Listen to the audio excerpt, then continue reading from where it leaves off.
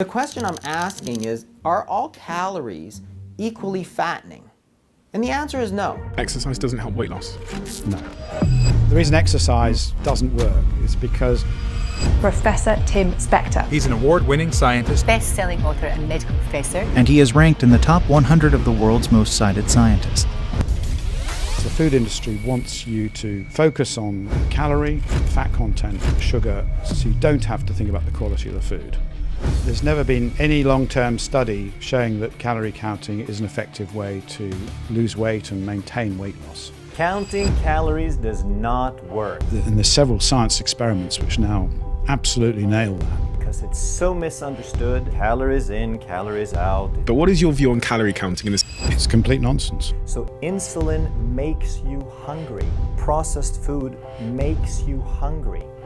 The whole calorie counting assumption means that it doesn't matter what form that calorie is, it has the same effect in your body, but we now know that's not true. A calorie of brownies is not the same as a calorie of kale. It's just not. That's just common sense. It's really about our hormonal response to those calories, which is completely different depending on the different foods that we eat. Insulin is fat storing. Once you've stored it, now you can't have access to it, so you have to eat more. There's a fundamental flaw in this whole energy balance equation. So simply focusing in on the calories leads you to fail in your efforts to lose body fat.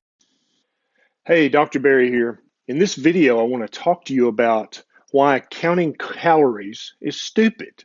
And I know that sounds like almost heresy, but we've been taught for so many years the wrong way to lose weight, the wrong way to think about our health, and it's time to set the record straight. So today I'm going to teach you about counting calories and why that's stupid. Your body is the most complex biochemical entity in the universe that we know of. Nothing even comes close to it. And to think that your body is as simple as the stove in your kitchen or the oven in your kitchen is ridiculous. The human body does not burn the food that we eat. It doesn't burn the beverages that we drink. That's not how it works at all. We've used that rough analogy for years to talk about, oh, you burn calories, you burn the food you eat. But in reality, that's not what happens at all. So calories are a unit of heat measurement. And so if you're talking about air conditioners or heaters or central heat and air units, you might talk about a calorie and it would make sense. And you can actually use the unit of measurement of calorie to do all kinds of fancy equations in physics and chemistry. But when it comes to the complex biochemical digestion that your human body does to food, you have to understand that that's not how it works at all. You do not burn the food you eat. So we talk about calories. Where did that concept even come from? A few decades back, some scientists who are trying to talk about how we use the energy in our food came up with this unit and started to apply it to human nutrition, even though it was inappropriate. And so they would take little bits of food and they would basically put it in a tiny oven called a bomb calorimeter. And they would burn the food up and they would see how much the water around the little bomb calorimeter, the little oven, would heat up when you burnt that food. So they'd burn some bacon in there, they'd burn some avocado in there, they'd burn some bread in there. And they were able to come up with all these numbers and make these beautiful big charts and graphs. So that's fine. If you want to put some bacon or put some whole wheat bread into a little oven and burn it up, then the calorie unit is very applicable to that. That it makes perfect sense to use calories to talk about how much you've heated the water up around that little stove or that little oven. But if you want to talk about how your body biochemically digests the macro molecules that you eat, the fat, the protein, the carbohydrates, the calorie has nothing to do with any of that, okay? When I was in medical school, I was taught a little bit about nutrition, but I was taught a lot about biochemistry. And biochemistry is how we talk about how your body's chemical processes work. And so whether you're talking about gluconeogenesis or the Krebs cycle or any of these biochemical pathways, the word calorie doesn't appear in any of them. Okay? The human body has no idea what a calorie is. The human body doesn't count calories. The human body doesn't take calories into consideration. If you eat fat, that goes down a particular biochemical pathway in your body that doesn't have anything to do with calories, and it's digested a certain way. If you eat proteins, it goes down a different metabolic pathway, a different biochemical avenue, so to speak. It has nothing to do with calories. Calories don't figure into that at all. If you eat carbs or starches or simple sugars, that goes down another biochemical pathway. Okay? None of these have anything to do with calories. So there have been tons of weight loss and nutrition gurus and experts through the years who have had these big books of that you could flip through if you went to this restaurant or that restaurant and look up the calories, right? All that's meaningless. And the way we know that is one of the diets that was recently recommended as one of the best diets in the world by U.S. News and World Reports, the Weight Watcher diet, right? So they are Weight Watchers and calorie counters, and that's what they've been since the 1960s. How many millions of people have failed to lose the weight they wanted to use using Weight Watchers? Pretty much all of them, 99.9% who've ever tried it, maybe lost a few pounds up front, but then they stopped and it just, the weight came back because that's not a sustainable diet, because you're using the wrong paradigm to think about weight loss. Obesity and being overweight is not a calorie problem. It's a hormone problem. It's not a, oh, you should eat less and exercise more problem. It's a insulin problem and a cortisol problem and a thyroid problem and a gender hormone problem. It has nothing to do with the amount of calories you eat. More and more people, even elite level athletes these days, are using the ketogenic diet, and they have such low body fat percentages. You can see the veins in their abdominal muscles, and for people who know, I mean, you have to have a very low body fat percentage in order to see the veins in your belly.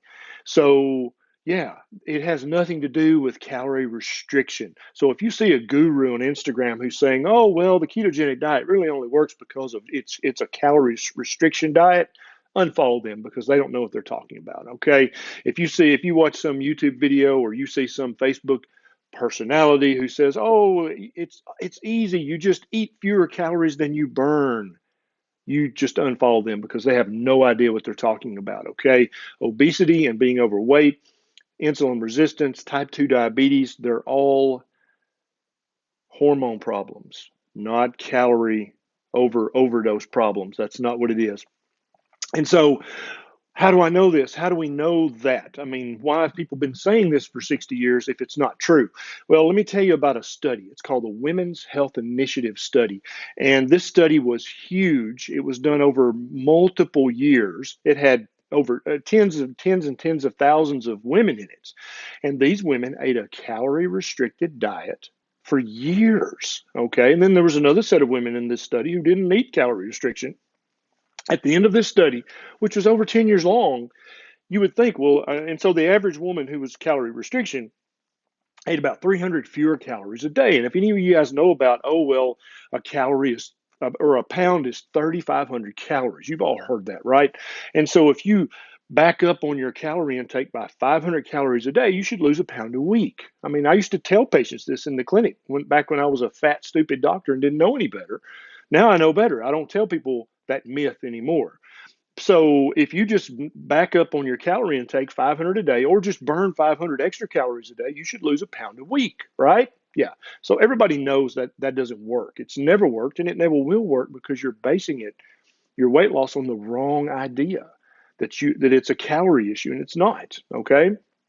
So in the Women's Health Initiative, there were a huge group of these women who calorie restricted about 300 calories a day for years.